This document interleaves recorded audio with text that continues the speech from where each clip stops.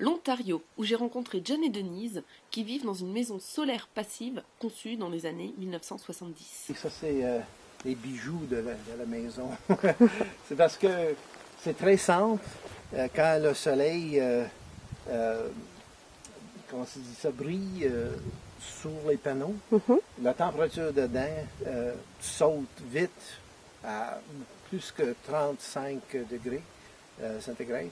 Et il y a seulement un ventilateur, je pense qu'il y a deux petits ventilateurs dans des tuyaux qui entrent la maison.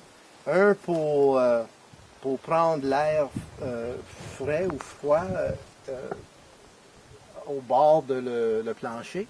OK. Ça entre le panneau et ça sort encore dans la maison à une beaucoup plus haute température.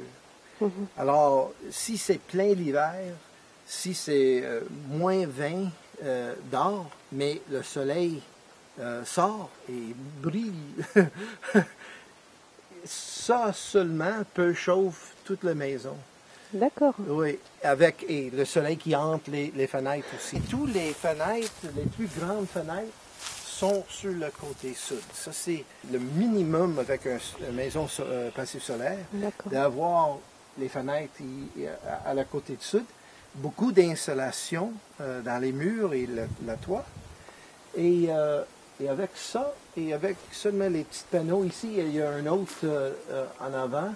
Et celui-là, c'est la source pour l'air, pour rafraîchir l'air dans la maison. Et ça change la chaleur de l'air qui sort de la maison avec l'air qui entre la maison. Et aussi, on chauffe la maison quand il n'y a pas de soleil avec 2 poêles de bois. C'est des poêles efficients, je peux dire. Dans la cuisine, c'est un poêle pour... Ça fait 3 choses. Ça chauffe la maison en haut complètement. On peut cuisiner tous nos repas. Et, plus important, ça chauffe toute l'eau, notre eau chaude, au même temps. C'est ça qui est fantastique. Avec le même bois, le même feu, ça fait tout. L'eau comme ça, chaud, si c'est chauffé avec une tank électrique ou quelque chose comme ça, on ne peut pas faire, on ne veut pas faire, on ne veut pas utiliser ça. Mais quand on sait que l'eau était chauffée avec la poêle et le même bois qui chauffe la maison, là, ça donne un peu, what you call luxury. C'est pas tout le temps, tout va bien, mais j'ai commencé, ça fait 20 ans, 25 ans, de construire la maison, c'est pas déjà terminé.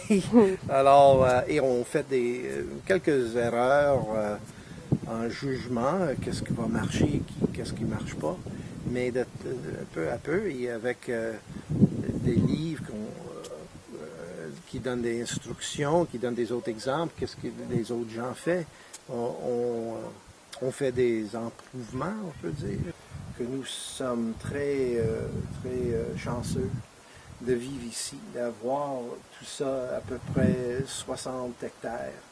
Mais pour nous autres, de protéger ça, il n'y a pas beaucoup de choses dans le monde qu'on peut contrôler, mais ici, dans notre vie, on espère de protéger une petite part de Canada, une petite part d'Ontario, de bois sauvage pour le futur et les générations futures, je peux dire.